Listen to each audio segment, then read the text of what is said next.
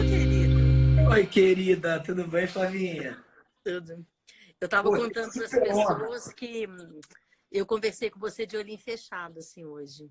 De tão gostoso, sabe? Quer conversar de olhinho fechado? Sei bem, sei bem. O que nós vamos falar? É que a gente fez uma live sozinho, né? Foi tão gostoso, né? Pô, a Mas a gente gente vai fez fazer uma live live com inteira. vocês agora, pessoas. Olha só, tá todo mundo escutando a gente bem? Vamos ver se tá todo mundo escutando a gente É. legal. Dá um ok aí, ó, faz um joinha se tiver o meu áudio da Flavinha bom. Se não tiver Tem, eco, se precisar baixar o microfone um pouquinho, a gente baixa, só para ficar tem lindo pra você. coraçãozinho. Tá legal, Ó, ó, aqui Thaís eu já não mandou teve legal. coraçãozinho. Aí, Que legal. bom. Alessandra, obrigado. Lola, que legal. Bem-vindos, Carol. Carolina, Então tá todo mundo ótimo. Karina, que bom que você veio para cá. Que bom. Vamos embora. Vamos que vamos. Eu acho que a gente vai bater papo, né? Vamos lá, Karina.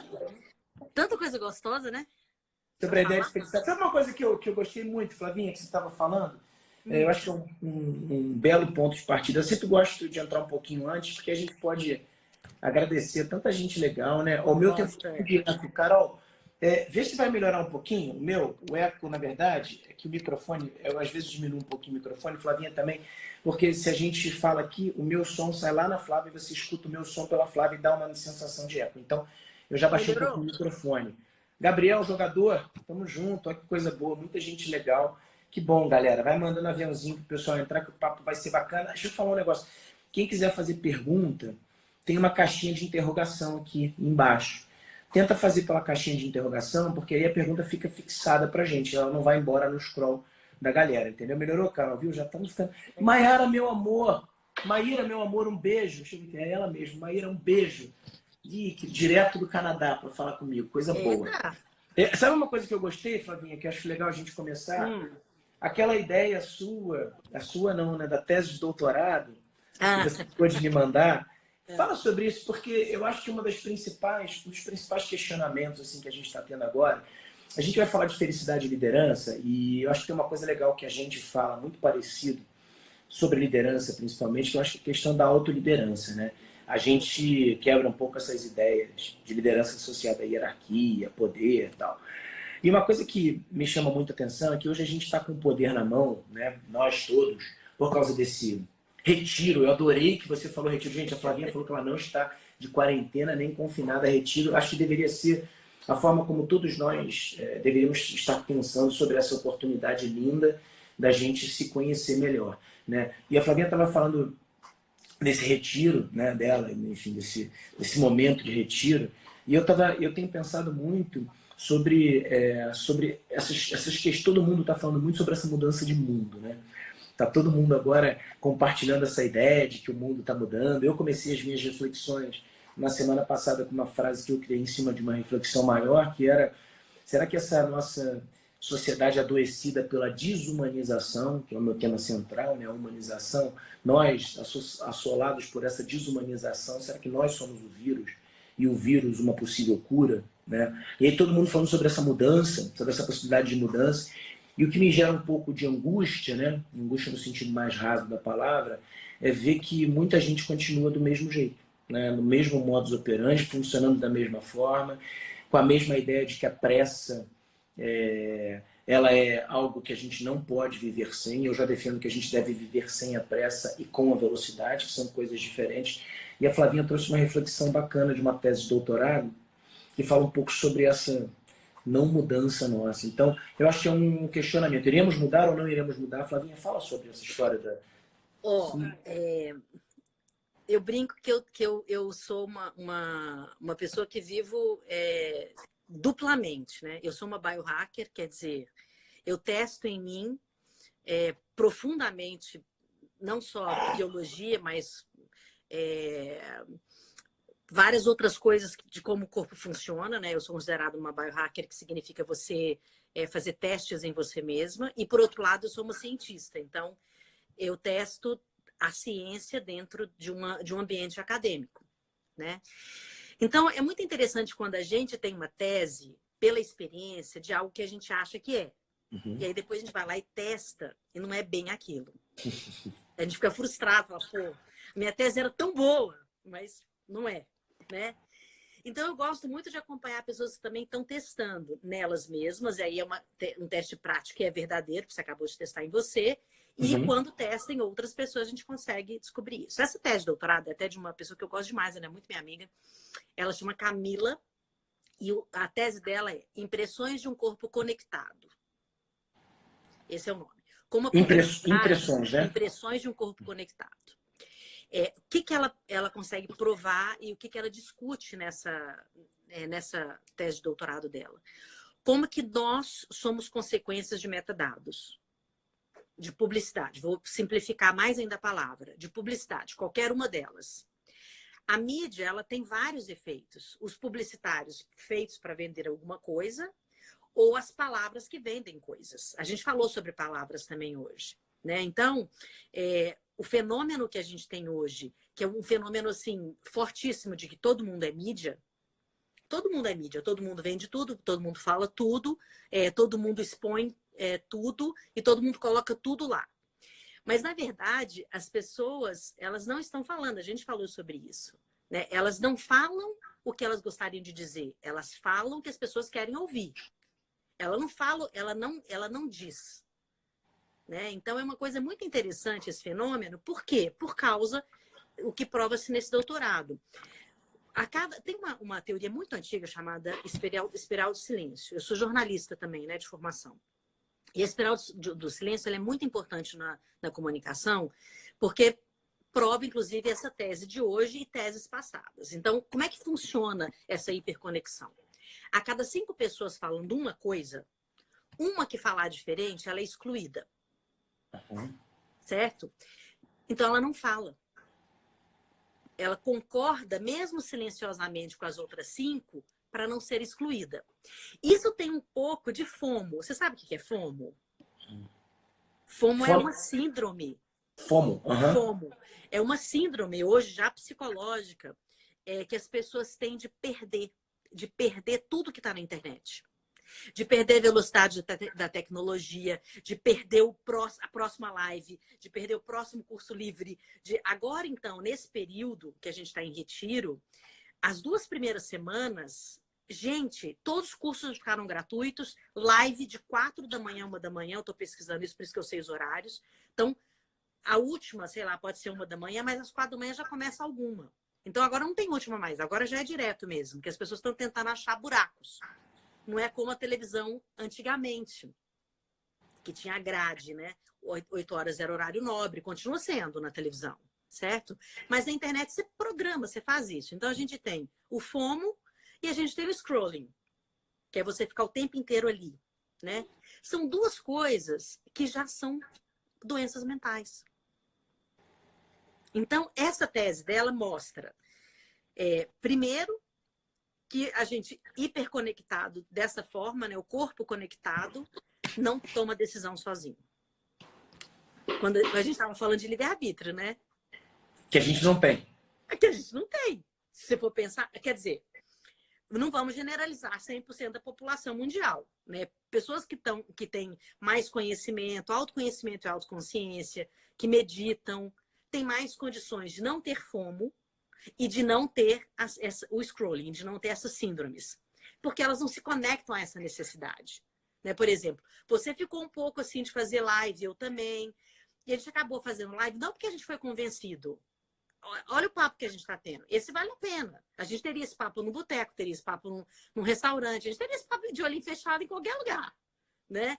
Então, a gente tem essa noção de decisão. Mas a grande maioria não tem. A grande maioria está no FOMO ou está no scrolling e isso traz ansiedade. Isso traz ansiedade. Tem Jackson, querido, um beijo, meu amigo. Jackson é um policial incrível. Está no meu livro. A gente tem uma história linda de ressignificar o processo. Muito bonito. Ele fez parte do meu livro. É um cara que eu gosto muito. Muita gente queridíssima. Carol Pena aqui, ó. Muita gente legal. Pedindo para explicar FOMO de novo. Vamos explicar. A Alê falou aqui, ó, Fear of Missing Out. Ela já explicou, a Alê Alckmin, que é incrível. Eu amo a Alê, um beijo. Ela faz os meus slides todos das minhas apresentações. Que linda. A Alê é incrível, né? Tem uma coisa que que você falou, que eu pesquei aqui, enquanto você estava falando, eu estava refletindo, e que eu acho que é um pouco o tema, acho que tem que ser o tema central dessa nossa discussão. Está todo mundo pensando nessa possibilidade de mudança da humanidade, levando em consideração apenas o seu próprio umbigo, né? Quer dizer, eu penso o seguinte, eu falo, eu estou aqui, assolado por essa quarentena compulsória, e eu estou tendo que refletir sobre a minha vida. E quando isso acabar, o mundo vai mudar. Eu tenho feito com uma certa, como quase como uma rotina, um pensamento maior, que é pensar que essa clausura, né, esse retiro, essa quarentena, depende do ponto de vista de cada um, imposta para a gente, ela vai terminar, mas para um monte de gente não vai terminar.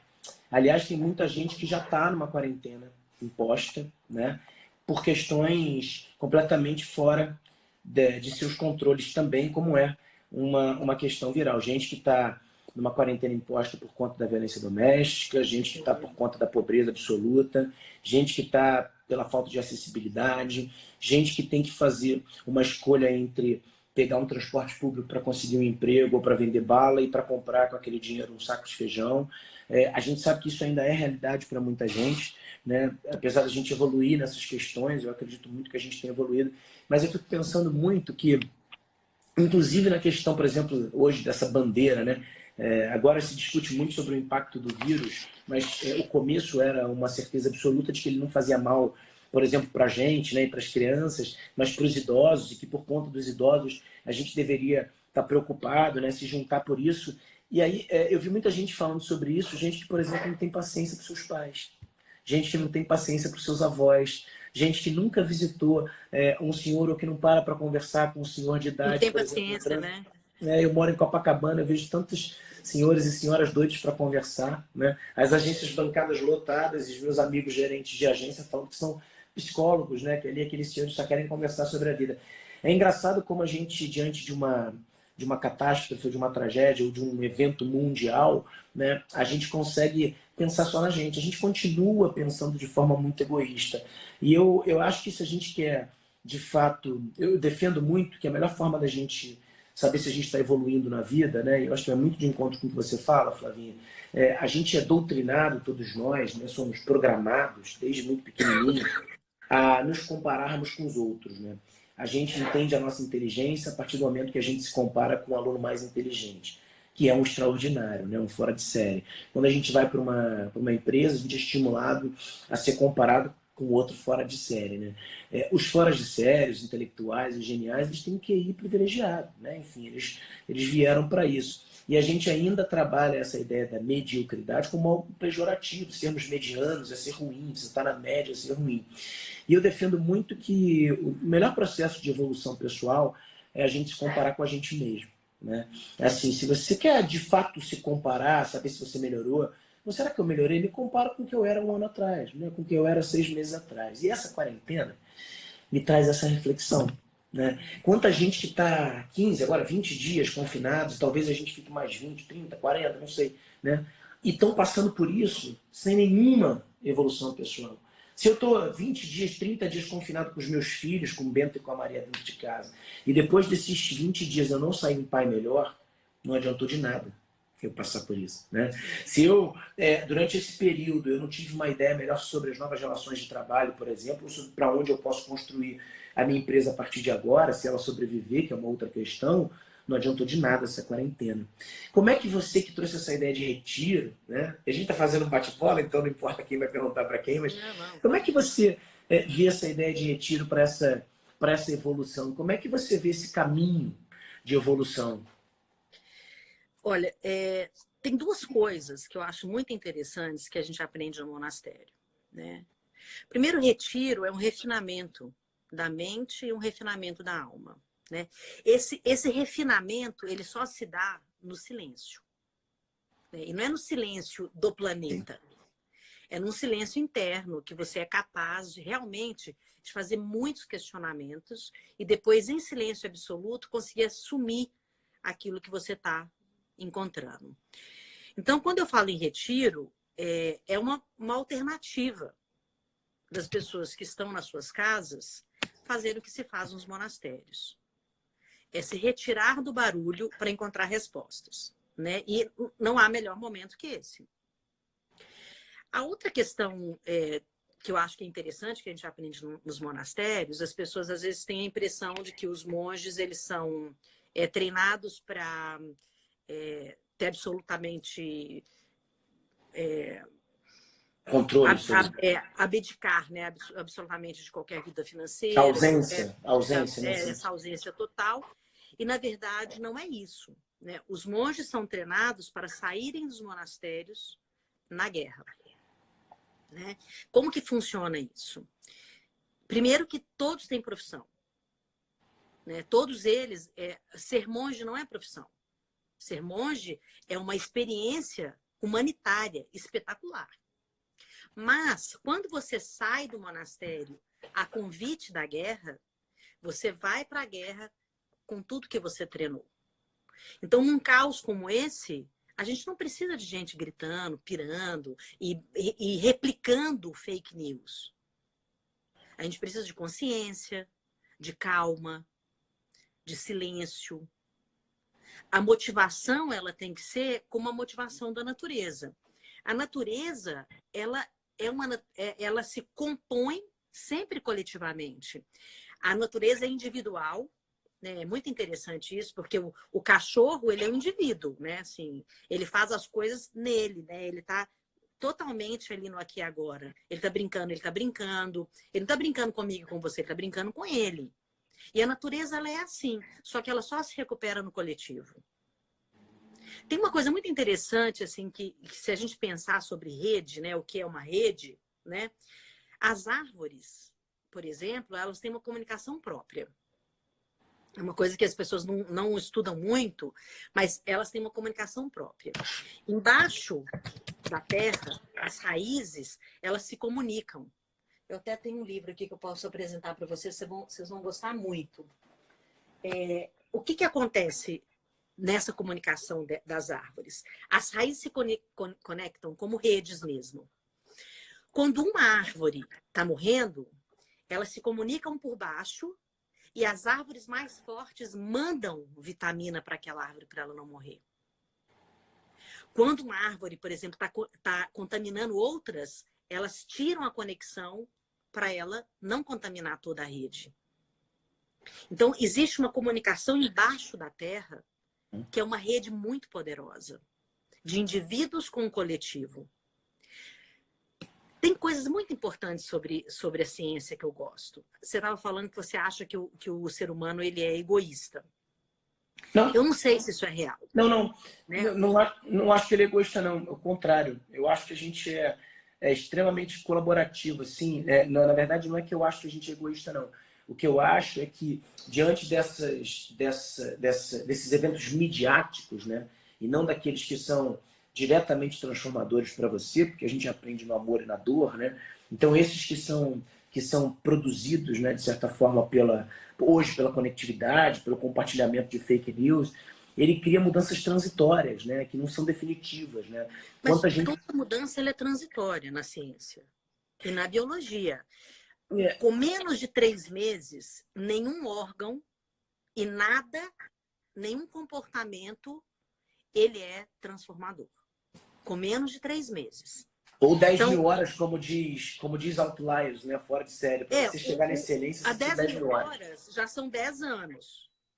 Né? 3 meses, ela é um tempo intracelular. Então, claro, se a gente ficar 3 meses aqui em retiro, nós vamos ter outro tipo de transformação. Mas a gente está passando por uma transformação que é uma transformação pós-traumática. Se a gente falar em termos de saúde mental, nós vamos sair dessa experiência, muitos, como uma experiência pós-traumática, precisando de conversar de assuntos diferentes, se recuperar. Tem pessoas que estão se matando já. Né? Então, é importante entender que tem uma questão de saúde mental que tem que ser olhada. Né? Então, assim, a questão que a gente estava falando do egoísmo, no egoísmo do ser humano ser bom, o ser humano ser ruim, né? Eu sou apaixonada pelo ser humano e você também é. Né? No entanto, a gente fala disso o tempo inteiro. Né? Eu acredito no ser humano acima de qualquer experiência, qualquer coisa. Né? uma das coisas mais bonitas que eu já li dentro das pesquisas que eu faço e tudo, foi o cara que criou os games. Você conhece essa história? Criou o quê? Característica dessa ciência? Esse cara é um psicólogo. Ele foi contratado, né, na época, pelo exército americano para criar os games. Para que ele foi contratado? Games. Para que ele foi contratado? Esses games que as crianças brincam hoje surgiu dessa forma. Como que aconteceu isso? O exército americano, eles estavam em guerra, era a guerra do Vietnã, e eles precisavam economizar armamento. O que acontecia nessa guerra? Eles davam tiro, mas eles não acertavam o alvo. Eles atiravam para cima. E essa foi a conclusão do psicólogo. Por que eles estavam perdendo bala e armamento? Porque eles não tinham coragem de matar uns aos outros.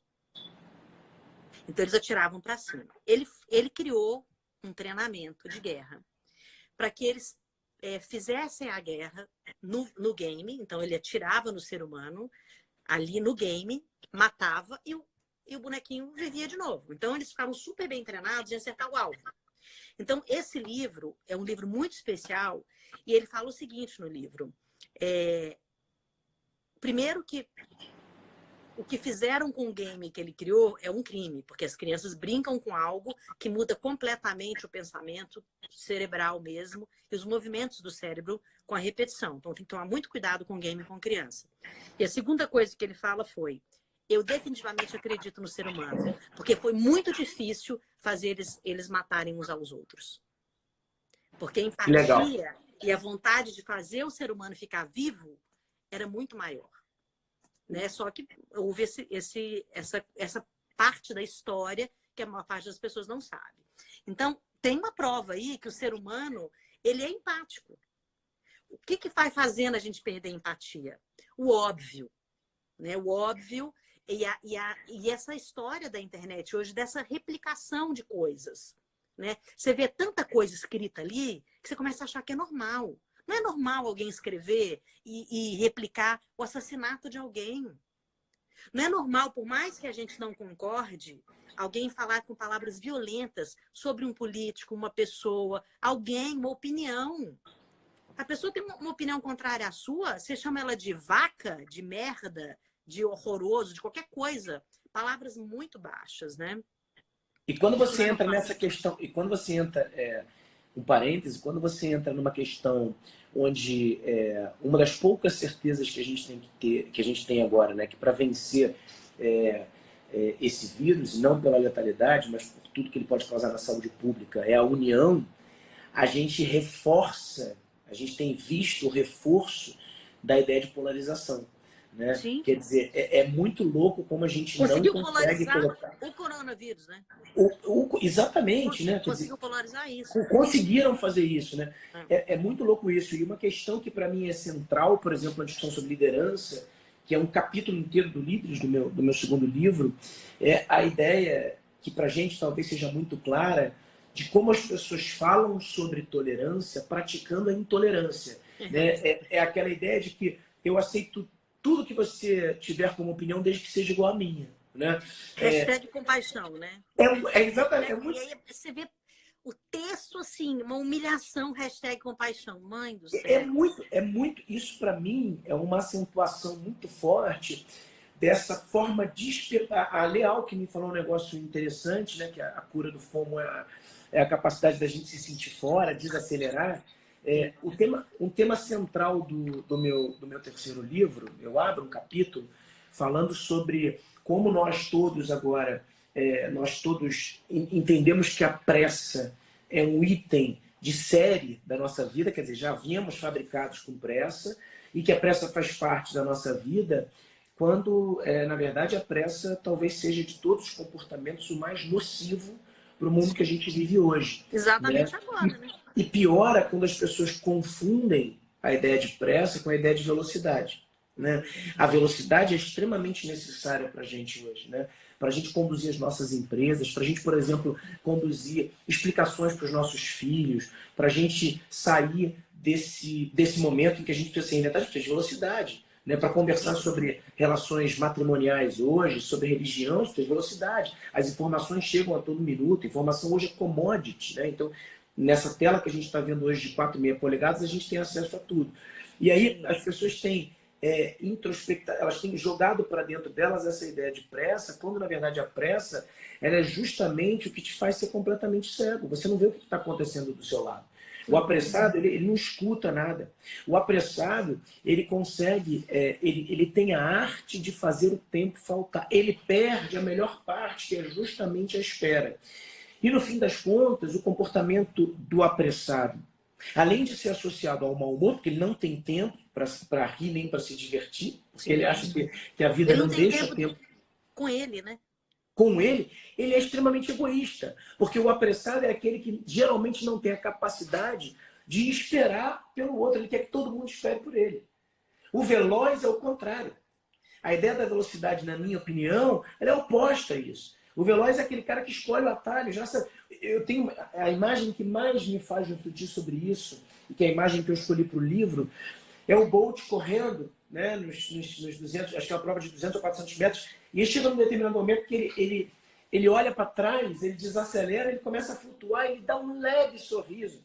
Ele tem tempo para sorrir, para olhar para trás e para ainda chegar na frente. Né? Quer dizer, ele é bem-humorado, ele dança, ele comemora, ele traz a cultura da vida dele, que é a dança, que é a flecha, que é o swing, para dentro da comemoração. Então, eu tenho trazido muito essa reflexão da pressa com a velocidade, para que também a gente não ache que é só que a gente não precisa ser veloz. Aí eu queria jogar para você muita coisa do que você falou do retiro, que é uma outra ideia que talvez você não concorde comigo assim, mas eu acho que a gente talvez possa, ou que você concorde, endosse, mas tem um olhar maior sobre isso, que é o seguinte, eu vejo muita gente também, Flavinha, muito preocupada, como você falou, da compaixão, né? Gratidão, da mãozinha. Hashtag gratidão. Muita gente levantando a bandeira e se mostrando, né, revestido de pensamentos positivos, né, o mindfulness, né, todo mundo falando muito dos pensamentos positivos. E eu falo, assim, eu tenho um slide na minha apresentação, que a Lê fez para mim esse slide, quando eu mandei essa frase, que o pensamento positivo sozinho, ele gera inércia. O que muda o mundo são as atitudes positivas, não os pensamentos positivos. O pensamento positivo pode ser um gatilho, um começo para você, para o autoconhecimento, mas o que muda o mundo de verdade são as atitudes positivas. Eu queria que você me falasse um pouco como é que você pensa isso, assim, de pessoas que... Eu, por exemplo, que sou um cara religioso, né? Eu sou um católico praticante, assim, esse momento de quaresma para mim sempre foi muito importante, então eu ganhei de presente a maior quaresma da história, assim, né? De reflexão do que Gesa passou, imagina, 2020 anos atrás, né? E como é que ele resolveu fazer a preparação dele para aquele momento de ruptura, né? Enfim, aí tem uma questão religiosa, mas também histórica, tal, que eu gosto muito. E quando eu penso nesse momento, né? Nessa grande transformação, nessa ruptura que está acontecendo, eu me levo muito para essa ideia das atitudes positivas, assim, como é que as pessoas estão, de repente, confundindo um pouco essa ideia de pensamentos positivos com atitudes positivas. Eu vejo muito beato na igreja, né? Eu tenho uma história ótima que aconteceu na Páscoa passada. Eu estava com 8 crianças dentro de casa, fazendo um sábado lá em casa, um peixe frito, né? Sábado lá em casa. Desculpa, sexta, a gente não podia comer carne, então todo mundo junto. E aí eu falei, eu vou beijar o pé de Cristo. Aí tava um monte de gente conversando lá em casa, então eu falei, criançada, vamos comigo beijar o pé de Cristo. Bom, aí levei as 8 comigo, né? Aí falei, ó, eu vou levar vocês para um velório.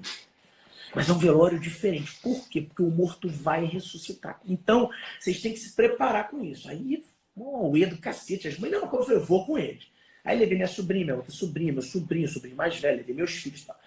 Cheguei na igreja em Copacabana, tava todo mundo em silêncio e tal, e eu entrei em fila com as crianças, né? Aí fui lá, falei, ó, Gesa tá deitado lá, vocês vão lá, falam alguma coisa no ouvido dele para ajudar ele a voltar melhor, tal, não sei o quê. Agradece por alguma coisa, tá tudo certo. A gente vem aqui, vai bonitinho, né? Meus filhos foram, tá, não sei o quê. Minha filha já veio, deu um beijo na testa, eu dei um beijo no pé. Aí o outro foi lá, falou tal, o que era meio cético, foi lá, deu um beijinho também. Eu gostei, fiz uma catequese ali e tal. Aí beleza, aí acabou a história. As crianças saíram, minha filha começou a pular, dançar Baby Shark no altar, né? O meu filho rezando, meio com camisa de futebol largado, todo mundo com cheiro de peixe frito na brasa e tal. Aí os outros dois começaram a conversar, tá? E daqui a pouco, no meio da história, assim, eu tô rezando. Aí eu escuto uma senhora assim na frente, fez aquele xi, né? Aí na hora que ela fez um xi, a outra virou e falou assim, absurdo, um momento fúnebre desse, triste para a igreja, a bagunça no altar.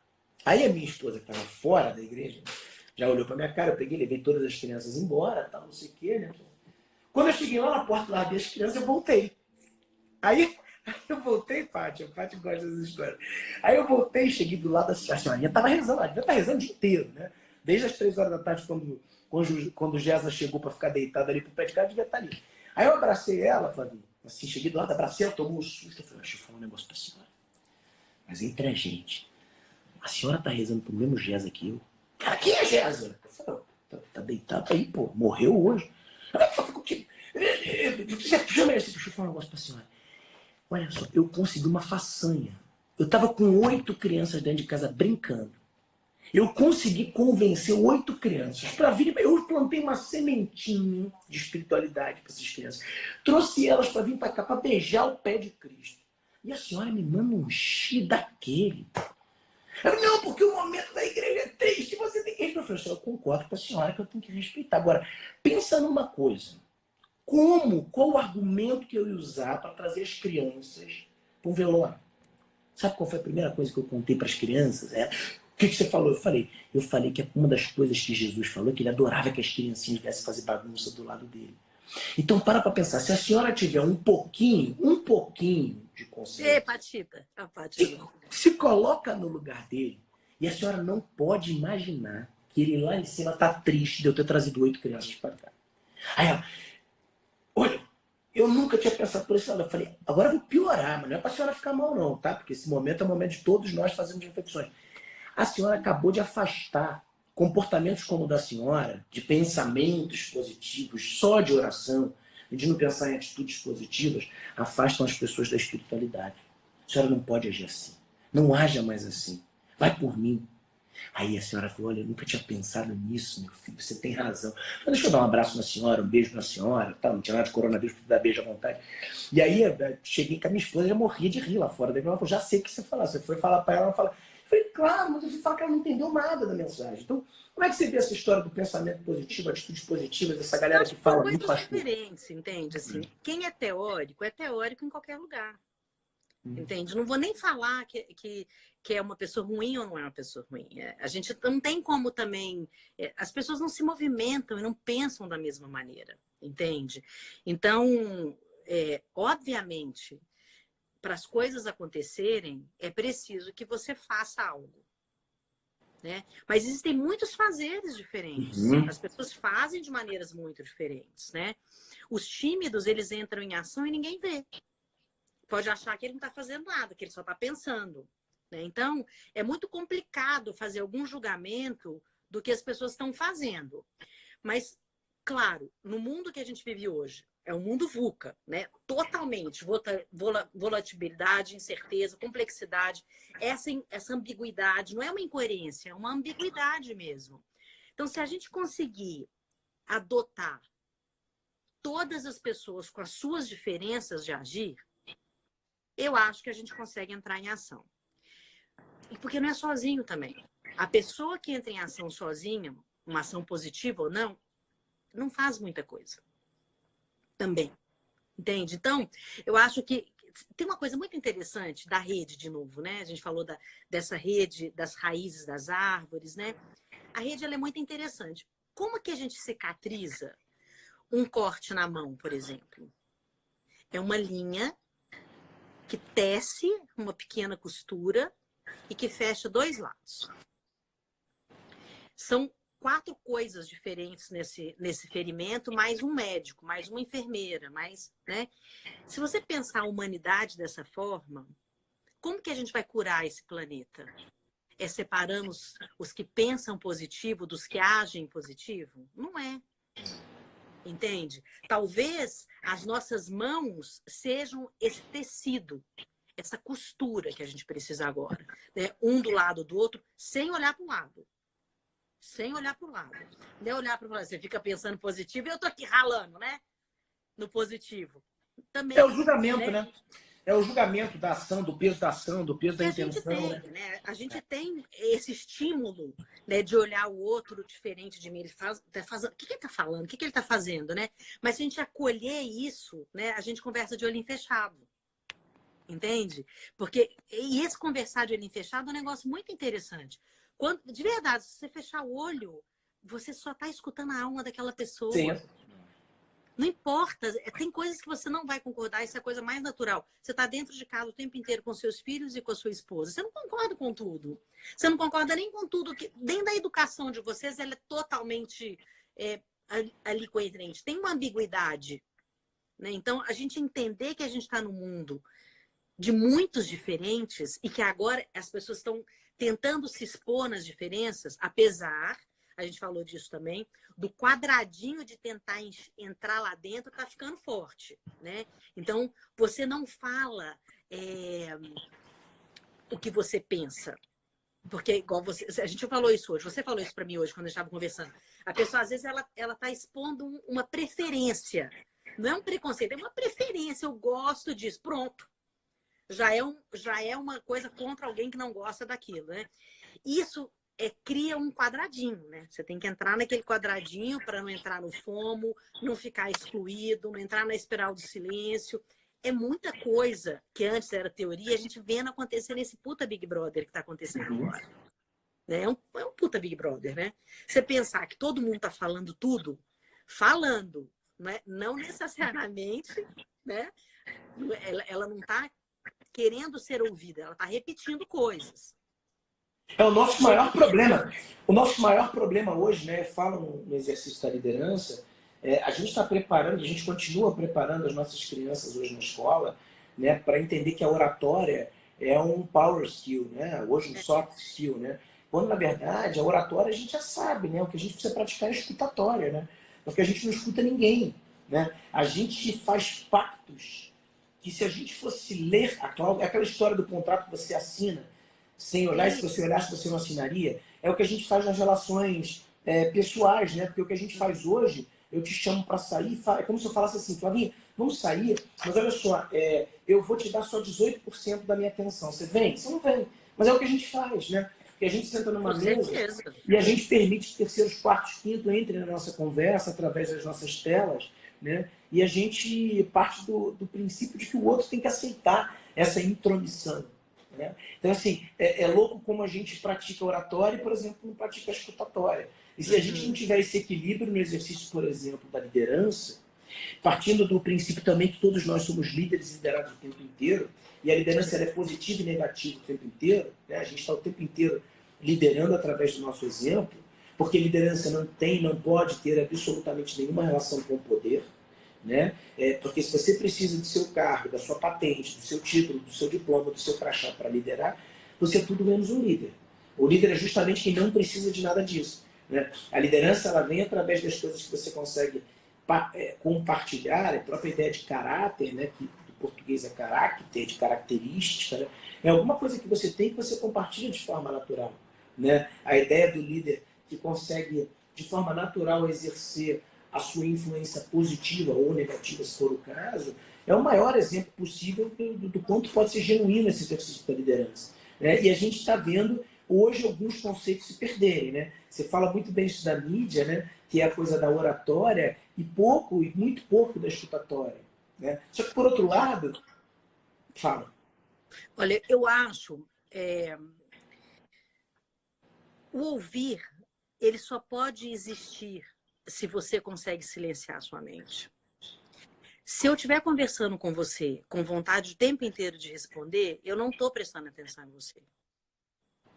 Eu só estou querendo participar. Né? E a escuta, a gente estava falando da escuta compassiva hoje, né? Que eu estou atendendo gratuitamente, eu atendo às vezes 10 pessoas no dia fazendo a escuta compassiva dessa pessoa. Não é uma terapia, porque não dá, né? Você nunca mais vai falar com aquela pessoa, mas é uma escuta compassiva. Você só tem como escutar se você está vazio, entende? Se você não está cheio de vontade, de ego, se você não está cheio de vontade de contar o que você sabe, a sua história, entende? Para você escutar, você realmente tem que ter muita vontade de estar com outra pessoa. do seu lado. E se você não está você tem vontade de vazio, aprender. e se você não está vazio, você pode se esvaziar. Que é a ideia Sim, de que você não para escuta. conversar, você tem que esvaziar. E que é a Porque ideia que senão muita você gente vai ficar confunde. transbordando mais do que você sabe. E Né? muita gente que chega, às Isso não vezes, dá. cheia de problema, por exemplo, fala, mas eu não consigo parar para escutar porque eu estou cheio de problema. Ou eu não consigo porque eu estou cheio de ideias. Você está sempre cheio. Essa sua metáfora do esvaziamento, ela é brilhante, né? Para a gente entender como é que a gente pode fazer esse exercício melhor. Sabe, Pedrinho, tem uma coisa que eu acho muito bonita, assim, se a gente for observar a natureza, né? Eu contei para você na nossa conversa que eu criei um programa chamado Repórter Eco, que é sobre sustentabilidade, né? Isso lá na década de 90, 1992. Tintim, 10 ó. de fevereiro de 1992. Tintim com água, ó. Tintim à Tintim. distância. Tem uma coisa, até você pegou o copo aí, me veio uma coisa aqui para falar sobre a natureza, que eu acho que é uma coisa que a gente tem que pensar sobre a escuta, sobre a empatia. Não a empatia vendida também, né? Que tem uma empatia vendida e também, como tem o propósito vendido, como tem a escuta vendida. As falas vendidas, São as palavras elas da são moda. muito legais. São Elas as são muito palavras da legais. moda. São as palavras da Elas são moda. legais. E eu gosto da moda. Sabe o que é que eu gosto da moda? A moda cria um alerta também. Você começa a repetir aquilo, uma hora, É o uma hora gatilho. você vira. É o Né? gatilho. Uma hora... E nem toda semente que a gente planta vira árvore. Não vira. Tá certo, tá tudo bem. Então, se a gente tá aí falando de poder escutar melhor, da gente poder conseguir fazer diálogos, diálogos são sempre, é um falando, o outro ouvindo, um falando, não é blá, blá, blá. Isso é uma outra história. Né? Um monte de gente sem ouvir é uma guerra. É uma guerra. Então, você pegou seu copo agora, é uma coisa muito interessante isso. Quando você está com o copo, ele é transparente, né? E aí, com água, sem água, a imagem que você está vendo do copo é uma. Quem está do outro lado do copo está vendo você totalmente distorcido do outro lado. Né? E mesmo assim a pessoa fala, não, ser claro e límpido cria distorção. E não é porque você está distorcido, é porque o outro lado de quem está vendo está vendo algo através dessa água límpida. E tudo que é através tem o seu olhar nele. Então, a água está límpida, o seu copo está limpinho, cheio de água, e eu posso estar te vendo torto do outro lado. Mas não é você que está torto do outro lado, continua límpido, né? E isso é o que faz a internet. Isso é o que faz a comunicação absolutamente exagerada, entende? Esse exagero de querer conhecimento, que não está lá o conhecimento. A informação tá. Mas saber fazer esse filtro depende desse A informação, a diferença é que o conhecimento é inesquecível, né? A informação vem e vai. Né? Vem e vai. O conhecimento é inesquecível. Agora, tem um lado positivo. Você falou a história do óbvio, né? Eu tenho um slide que eu termino as minhas reflexões falando que o óbvio precisa ser dito, né? Porque a gente não só não entende a força das palavras, a gente estava falando sobre isso, né? Por exemplo, alguém que reclama, clama por alguma coisa duas vezes, né? Se você acredita na força das palavras, cuidado, né? Porque você está pedindo que aquilo, né, aconteça de novo, né? Mas da mesma maneira que a gente não consegue olhar para a força das palavras, a gente muitas vezes, acho que todos nós, assim, a gente se perde no distanciamento do óbvio, né? Essa ideia de sermos extraordinários e de termos que ser extraordinários, né? Acho que todo mundo é muito doutrinado para ser o melhor aluno, para ser o melhor profissional, né? Para ser incrível. A gente é o tempo inteiro comparado com alguém, as nossas diferenças estão sempre em alguém, a gente é pouco estimulado a sermos a melhor versão de nós mesmos, né? Que eu acho que deveria ser o grande objetivo da vida de todo mundo, eu pegar todos os meus atributos, as características, como eu falei, o caractere, e me transformar na minha melhor versão. Isso sim, eu acho que é um grande desafio na vida. A gente se afasta muito do que está acessível, do que está na mão da gente, né? A gente fica querendo mudar, como diz Pondé, né? A gente quer mudar o mundo, mas não consegue arrumar os nossos quartos, a nossa casa, né? Então a gente fica atrás de grandes mudanças e esquece do que está ao nosso alcance, do que está realmente fácil de se fazer, né? São aquele clichê de que os pequenos gestos têm muito impacto, né? Você, às vezes, quer fazer grandes transformações, fica refém de uma grande ideia. Olha, deve ter uns 8, 9 jovens que me mandaram coisas, Pedro. 2 me mandaram uma frase idêntica, né? 2 caras que eu gosto muito, inclusive. Pedro, será que agora está nascendo a próxima empresa que vai dominar os próximos 50 anos? Será que eu não tenho que ter uma grande ideia? Eu falei, olha, você não é um produtor de ideias, né? Você não vai nascer assim, né? Então, eu acho que fugir do óbvio... Eu que sempre fui um cara muito medíocre, muito mediano, né? E sempre me relacionei muito bem com isso, né? De ser o neto menos inteligente da minha avó, né? De não querer ser o melhor em nada, assim. Eu sempre tive uma relação muito próxima com o que eu podia fazer meu de melhor. Meus pais, eu acho que me estimularam muito a isso, assim. Mas essa coisa de quando você aceita ser mediano, quando você aceita não ser comparado a alguém, ser a sua melhor versão, mas entregar o seu melhor diante do que você tem em mãos, você tira um pouco desse peso, né, que fica achatando pessoas, né? Quantas pessoas intelectualmente extraordinárias eu conheço que são extremamente infelizes porque não têm paciência, por exemplo, para os normais, né? Então, eu acho que essa normalidade ela não faz mal a ninguém. Você entende, você fazer esse primeiro exercício de autoconsciência e aceitar, né, que os medianos são os que estão na média, né? Eu acho que isso faz muito sentido. A gente aprende demais assim se a gente tiver essa observância no outro, mas não querer ser o outro, né? Eu tenho essa experiência de imersão com meu filho. Meu filho o Bento sem clichê, é o meu melhor amigo, assim, porque a gente tem uma troca muito bacana. Eu tive uma experiência com o Bento agora, muito legal. Além de estar muito junto, a gente está trocando muito. E eu falei um negócio que a gente está tendo uma oportunidade maravilhosa de trocar sentimentos com os nossos filhos, né? A gente criou durante muito tempo a ideia de que as crianças só conseguem enxergar, por exemplo, tristeza e felicidade, né?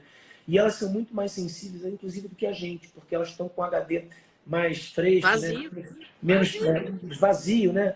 Menos cheio. Melhora a memória. Melhora muito a percepção da humanidade. A Érica, que está me assistindo aqui, a mãe da Valentina, né? E a gente tem trocado muito. A Valentina está me assistindo. Um beijo, meu amor. A Valentina é amiga do meu filho da escola. Meu filho acabou de entrar na escola nova, a Valentina também. E eu troco com a Érica sentimento das crianças, que são as coisas mais lindas do mundo. Como elas veem tudo isso. Como elas veem isso tudo que está passando, que está acontecendo. E eu sentei com o Bento. Olha que legal. Eu sentei com o Bento. Deitei com o Bento anteontem. E era um dia muito difícil profissionalmente. Eu tenho separado a pessoa jurídica da pessoa física. Acho que esse é um exercício muito bacana de se fazer para evoluir no momento de uma crise mundial. E aí eu expliquei para o Bento, falei, Bento, deixa o papai falar uma coisa. Papai, essas relações de trabalho, expliquei home office, porque a mamãe estava trabalhando e tal. E eu falei com ele, olha, são tempos difíceis no lado profissional. Você que vai muito na empresa, ele vem muito na empresa, vai na empresa com o papai, almoça com todo mundo lá, tem risco da empresa deixar de existir, né? Por essa questão do coronavírus, né? Receita zero. Eu expliquei para ele tudo isso e tal. Eu falei, meu filho, mas tem uma coisa que é muito bacana. Que todo dia de noite, quando você me chama para dormir com você, a gente tem essa troca, a gente reza junto, né? E você dá um beijo no papai, os problemas do papai ficam pequenininhos. Olha a capacidade que você tem, meu filho, de liderar todo dia, diariamente, uma transformação energética no seu pai. E ele me deu um abraço, deitou no meu peito, a gente dormiu abraçadinho e tal. E ontem, eu estava falando no telefone na varanda, eu tento separar essas fases, né, com ele, na varanda, e aí eu terminei a ligação, que era uma ligação de trabalho, com o computador e tal. E ele veio por trás e falou assim, papai, você estava falando sobre trabalho, né? Eu falei, é. Aí ele me abraçou, me deu um beijo, falou, papai, eu tô aqui para te dar um beijo sempre que você precisar. Né?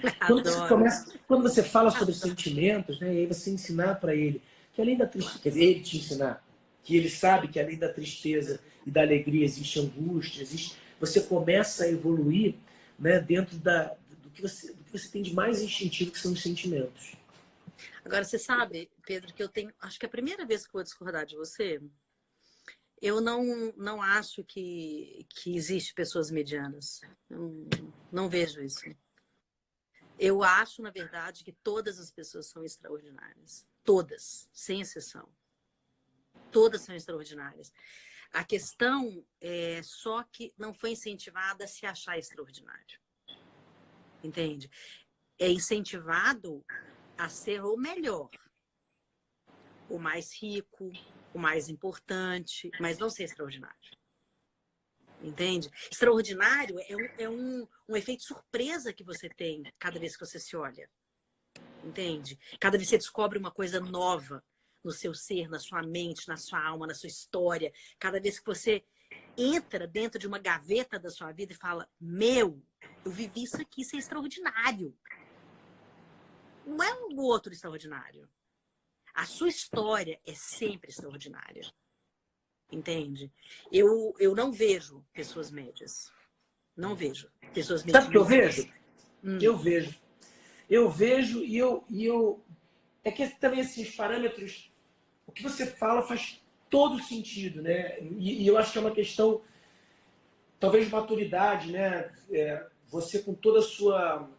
Com a sua maturidade de tantos pensamentos incríveis, assim, talvez você consiga olhar dessa forma. Você sabe o que eu vejo, que é muito belo, e essa discordância nossa ela é complementar? Eu acho tão bonitas as atitudes normais, sabe assim, me seduz Mas o tanto. extraordinário é normal, Pedrinho. Então, O mas aí extraordinário é depende, né? normal. Você sabe o que é extraordinário? É Mas o que você está sair na fora do rua ordinário? e você ver um pé de jabuticaba e você parar para pegar jabuticaba no meio da rua. Então, é parâmetro, a gente tem parâmetro, os nossos Você está parâmetros são... entendendo? O extraordinário, ele é a coisa mais simples da vida. O medíocre, ele não é simples. O medíocre, ele é muito confuso e muito complicado. O simples é a pessoa que simplesmente ela acorda, ela agradece, ela se planeja, ela sai da cama e ela vive aquele dia. Isso é extraordinário. Isso é extraordinário. Você conseguir acordar de manhã e chegar no final do dia Isso aí, reciclando o fashion, está falando pleno aqui da o sua ponto de vista. história, esse ser é extraordinário. O medíocre, para mim, é o cara que fica fazendo um esforço filho da puta para poder ser alguém na vida. Esse cara, para mim, é medíocre. Ele fica Sim. fazendo esforço Sim. para ser ouvido, Sim. ele fica fazendo esforço para ser melhor, ele fica fazendo esforço para não perder nada, ele fica fazendo esforço para acompanhar todo mundo, os assuntos. Esse cara, para mim, é medíocre. É a história da O vulnerabilidade, extraordinário, né? ele tá levando a vida. É a história da vulnerabilidade, né? Que Brené Brown trabalha com muita Sim. força depois dos tempos dela, essa aceitação da vulnerabilidade. E, aliás, eu acho que a obra da Brené Brown, que não tem nenhuma... Engraçado, né? Eu acho que pra gente que está muito imerso nisso, você lê a obra dela, você não vê nenhuma grande novidade, mas eu acho que ela adotar esse discurso, quer dizer, encapsular essas ideias, escolher o tema da vulnerabilidade, trazer ele para o mundo, fez muito bem para esse entendimento. Você sabe que esse teu olhar da extraordinariedade, quando eu falo do ordinário, né, do extraordinário, você está acima do médio e tal, o que eu estou dizendo assim, é que eu acho que certas percepções... Eu tive...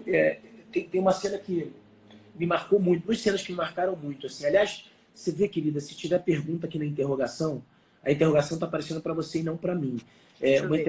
Uma interrogaçãozinha que tem aqui embaixo. Se tiver perguntas, se tiver na setinha númerozinhos, tem perguntas das pessoas. Né? Vê se tem, se tiver... Olha isso, comecei a fazer um curso dia 2 de março, depois de 2 semanas a escola fechou e eu não consigo estudar. Será que eu estou? Aí eu não consigo ver, o resto você... Não dá, mas eu não consigo ver também, não. Clica nele que ele abre para você maior. Tô clicando. Não abre, não. Só Não? ficou esse pedaço, não sei porquê. Será que eu estou? Bom, vai para outra. Vamos lá. Deixa eu ver. Mas eu já consigo responder essa pessoa também, peraí. A sede que tem conhecimento de recuperar o tempo perdido, isso é considerado FOMO? Deve ser. Não. Ó, deixa eu responder essas. Volta a sua câmera. A sua câmera saiu. Ué. Gente do Volte céu. para mim. Não, você tá... Agora a tua câmera está no computador. Peraí. Vira ela. Ela inverteu. Não, vira a câmera. Tô procurando ela aqui.